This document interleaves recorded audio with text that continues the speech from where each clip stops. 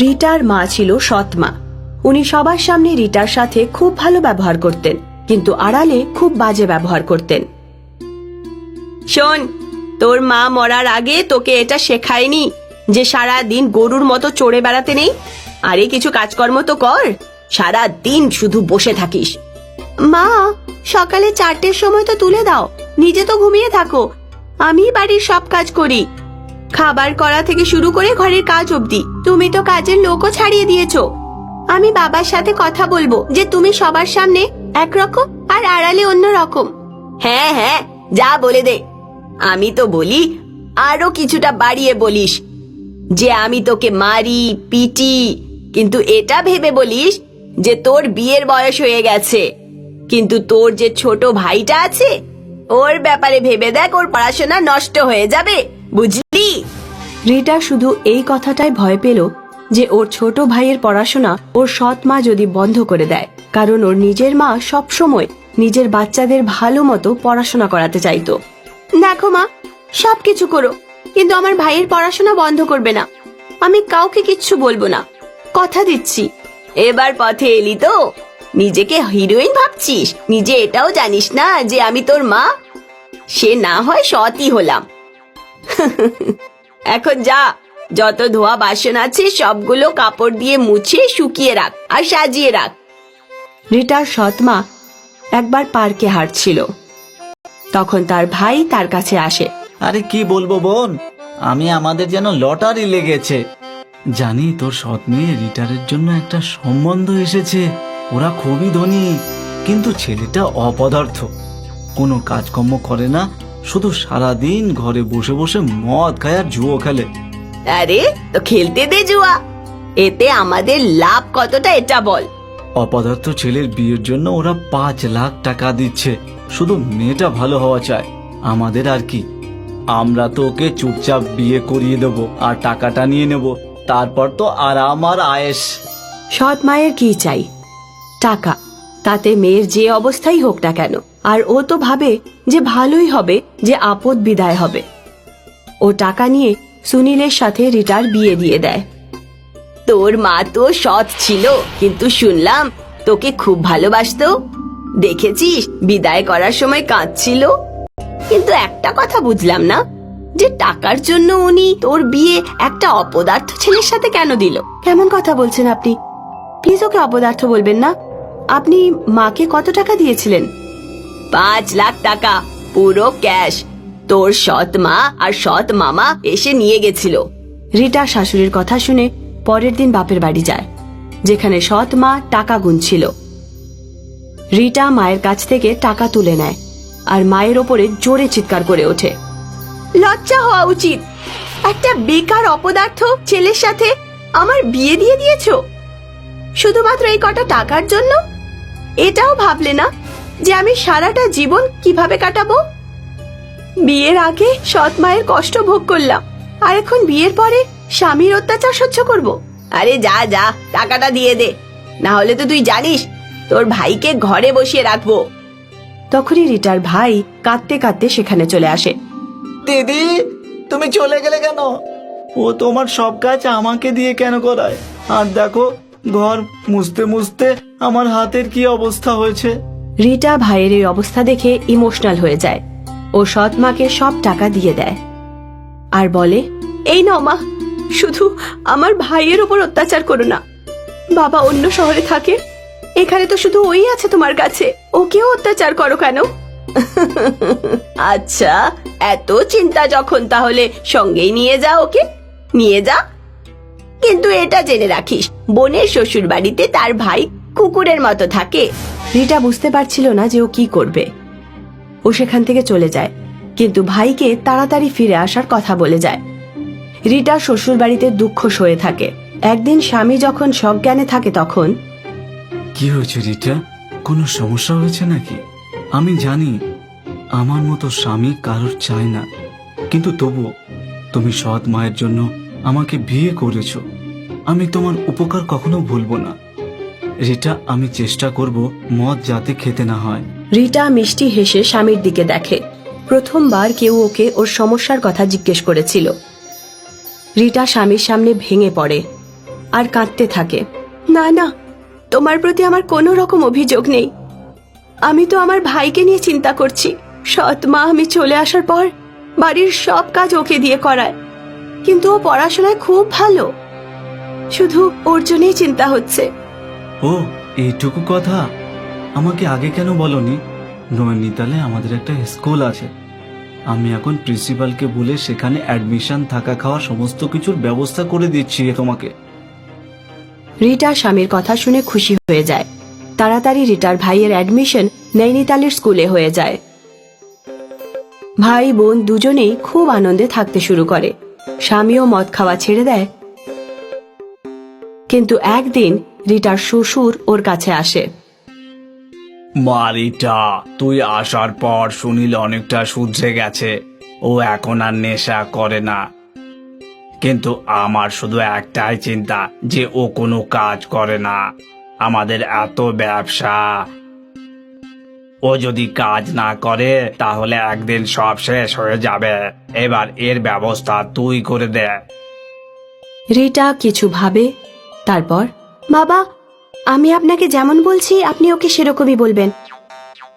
যদি এই আইডিয়াটা কাজ করে যায়। তারপর রিটা শ্বশুরকে কিছু একটা বলে, আর তারপরের দিন রিটা স্বামীকে বলে, শোনো, আমি মা হতে চলেছি। আমার ওষুধের জন্য আমাকে ডাক্তারের কাছে নিয়ে চলো। কিছু টাকা নাও, কিছু ফল আর ড্রাই ফ্রুটস নিয়ে নেব। সুনীল বাবার কাছে যায় আর ওনাকে খুশির খবর শোনায়, আর বাবার কাছে টাকা চায়। বাবা আগে থেকে করে রাখা প্ল্যান অনুযায়ী, আরে কিসের টাকা? আমি যে তোমাদের খাওয়াচ্ছি সেটা কিছু কম। তারপর আরো একজন আসছে। আরে বাচ্চারা যখন জন্ম দিচ্ছ তখন ওকে মানুষ করার ব্যবস্থাটা করো। আমি কি কোনো আশ্রম বা ধর্মশালা খুলেছি নাকি? শোনেল, এই বাচ্চাটার জন্ম হতে দিও না, কারণ আমার কাছে আর টাকা পয়সা নেই। সুনীল বাবার কথায় এত দুঃখ পায় যে ও রিটার কাছে এসে কাঁদতে শুরু করে। না জানি বাবা নিজেকে কি মনে করে, টাকা দিতে রাজি হলো না, বলছে ব্যবসা সামলাও। টাকা দিতে রাজি হলো না।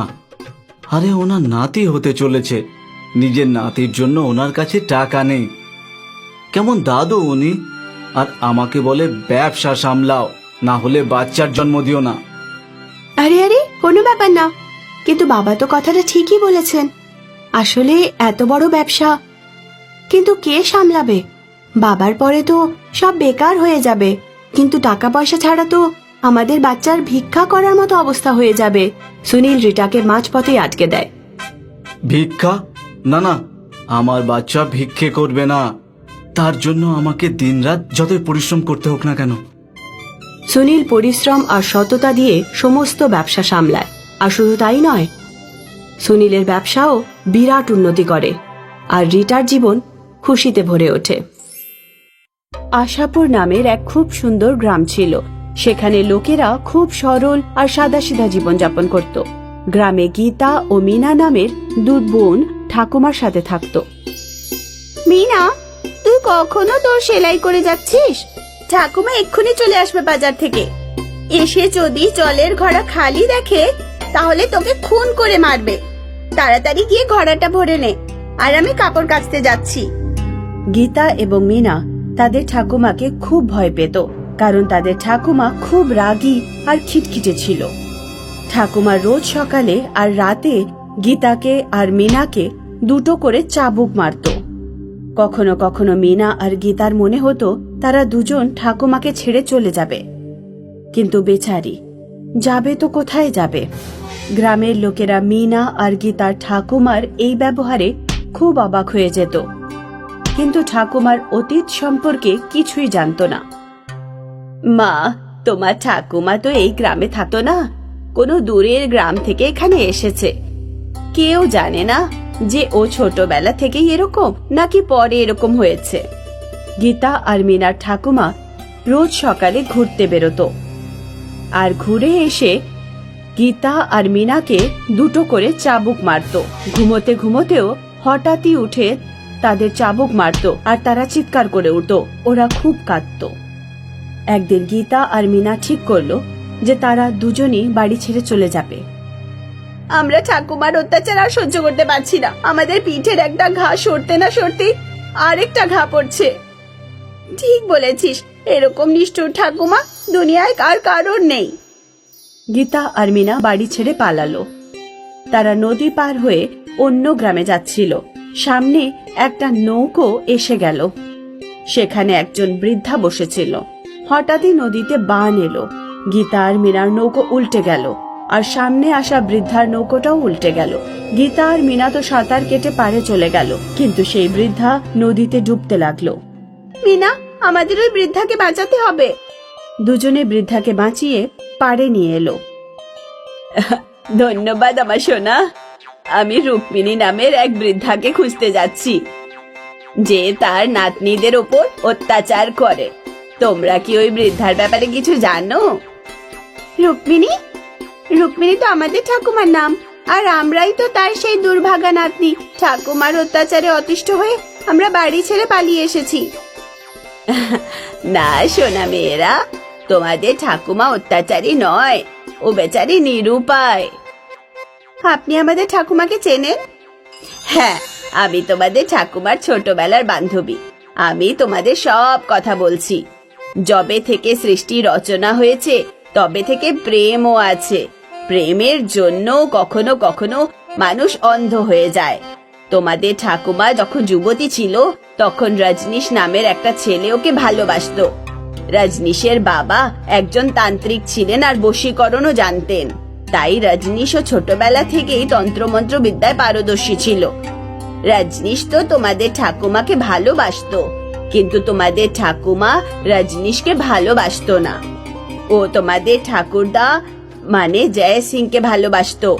যখন তোমাদের ঠাকুমা রুক্মিণী জয় সিংকে বিয়ে করলো তখন রজনীশ রাগে পাগল হয়ে গেল। রুক্মিণীকে আমি ভালোবাসি, ওর ভালোবাসা শুধুমাত্র আমিই পাবো। রুক্মিণী জয় সিংহকে বিয়ে করে খুব ভুল করে ফেলেছে। এখন আমি ওদের জীবন ছাড়খাড় করে দেব। রুক্মিণী আর জয় সিং তান্ত্রিক রজনীশের ভয়ে গ্রাম ছেড়ে পালালো। কিছুদিন নানা জায়গায় দিশাহীন ভাবে ঘুরে বেড়ালো। শেষে ভীমগঞ্জ নামের একটা গ্রামে তারা থাকতে লাগলো। অনেক বছর কেটে গেল। রুক্মিণী আর জয় সিং এর এক সন্তান হলো, মানে তোমাদের বাবার জন্ম হলো। কিন্তু রজনীশ তোমাদের ঠাকুমার পিছু ছাড়লো না।